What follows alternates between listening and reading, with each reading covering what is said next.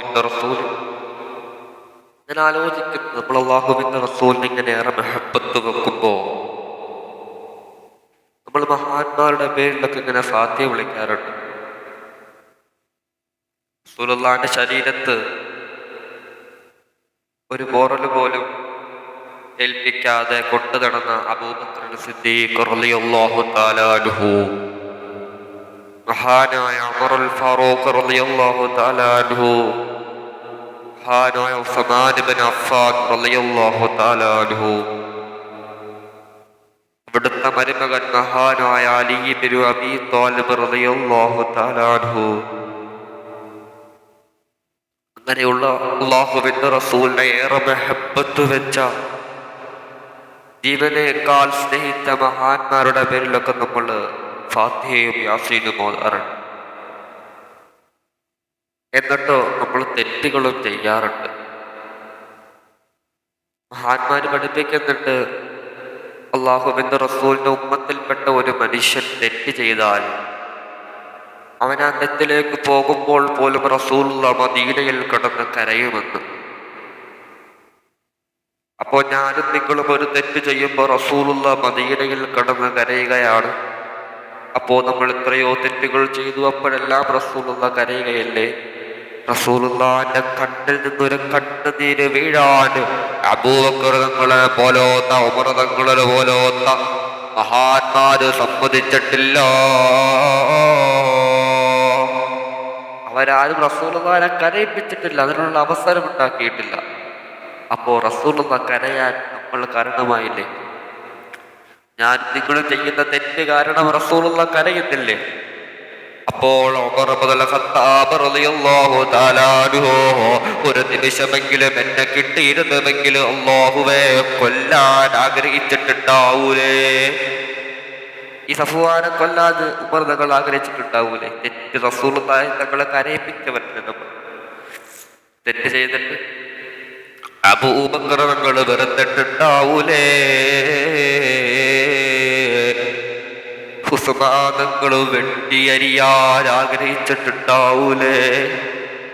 അലിയാർ തങ്ങള് ചങ്കുപൊട്ടി നമ്മള് വെറുത്ത് കളഞ്ഞിട്ടുണ്ടാവൂലേ? പിന്നെ എങ്ങനെയാ നമ്മൾ ഫാത്തിഹ ഓതിട്ട് അവരെ സ്വീകരിക്കാം?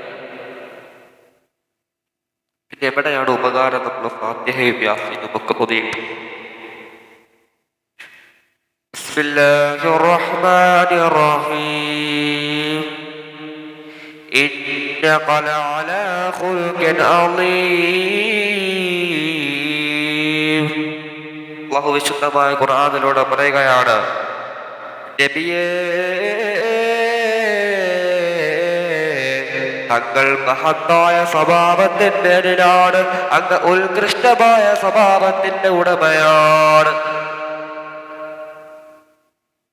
ഹബീബായ നബി സല്ലല്ലാഹു അലൈഹി വസല്ലമ തങ്ങളെ പറ്റി, അവിടുത്തെ സ്വഭാവ സവിശേഷതയെ പറ്റി വിശുദ്ധമായ ഖുർആനിലൂടെ അല്ലാഹു സുബ്ഹാനഹു വ തആല പാടി പുകഴ്ത്തുകയാണ്. വലൗ കുന്ത ഫല്ലൻ ഗരീള ഖൽബി ലൻഫല്ലൂ മിൻ ഹൗലിക.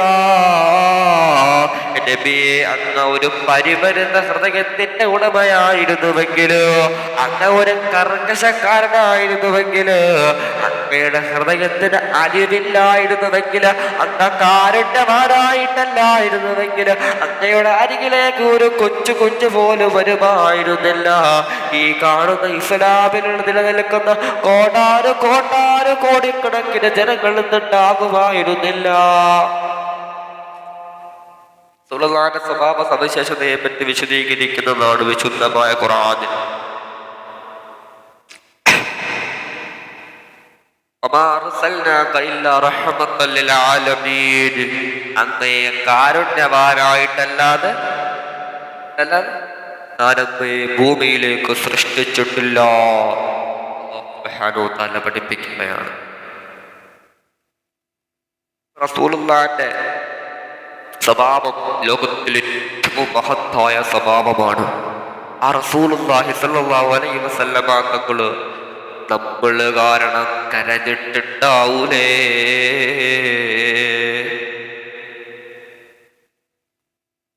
റസൂലുള്ളാഹി സ്വല്ലല്ലാഹു അലൈഹി വസല്ലമ തങ്ങളുടെ കാലത്ത് ഹസ്സാൻ ഇബ്നു സാബിത്ത് റളിയല്ലാഹു തആല അൻഹു എന്നൊരു എഴുത്തുകാരനുണ്ടായി, ഒരു മാദിഹ്, ഒരു പാട്ടുകാരൻ. ഖന്തക്ക് യുദ്ധത്തിൽ വെച്ച് ശത്രുക്കൾ ഭക്ഷണമൊക്കെ കഴിച്ച്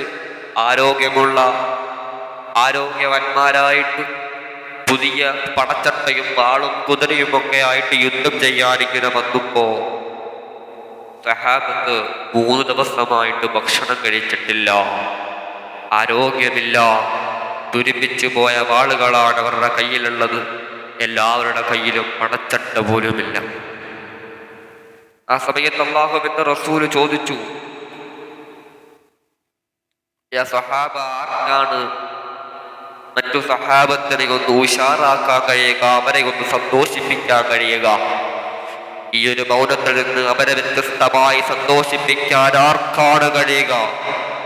ആ സമയത്ത് മഹാനായ ഹസ്സാൻ ഇബ്നു സാബിത്ത് റളിയല്ലാഹു തആല അൻഹു മഹാനവർക്കുള്ള മനസ്സിലായി റസൂലുള്ളാഹി സ്വല്ലല്ലാഹു അലൈഹി വസല്ലമ തങ്ങളെ പറ്റി പാടി പുകഴ്ത്തി പറഞ്ഞാൽ, റസൂലുള്ളാഹിനെ ഒന്ന് പൊക്കിയാൽ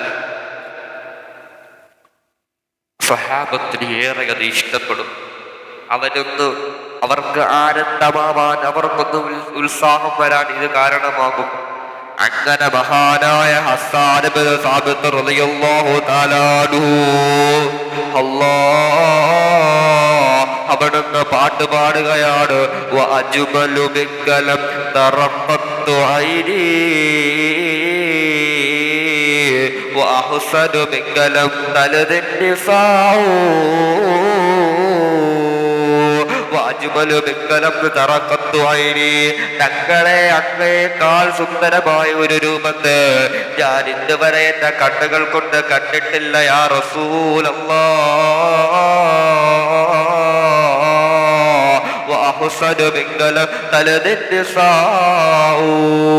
തങ്ങളെക്കാൾ സുന്ദരമായ ഒരു കുഞ്ഞിനെ ഇന്നുവരെ ഒരു ഉമ്മയും പ്രസവിച്ചിട്ടില്ല നബിയേ.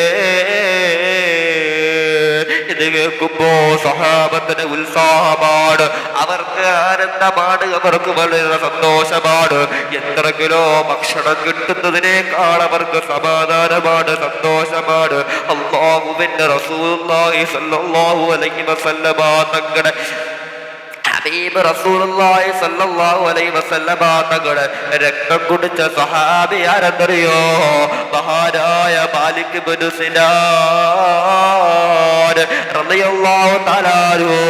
റസൂലുള്ളാഹി സ്വല്ലല്ലാഹു അലൈഹി വസല്ലമ തങ്ങള് അവിടുന്ന് കൊമ്പ് വെച്ചതിന് ശേഷം, അഥവാ ഹിജാബ് ചെയ്തതിന് ശേഷം ബാക്കി വന്ന വേസ്റ്റ് രക്തം ഇങ്ങനെ കളയാൻ കൊടുത്തപ്പോ മഹാനായ മാലിക് ഇബ്നു സിനാൻ റളിയല്ലാഹു തആല അൻഹു അല്ലാഹുവിന്റെ റസൂല് കാണാതെ, ഹബീബ് റസൂലുള്ളാഹി സ്വല്ലല്ലാഹു അലൈഹി വസല്ലമ തങ്ങൾ കാണാതെ മാറി നിന്ന് ആ രക്തം കുടിക്കുകയാണ്.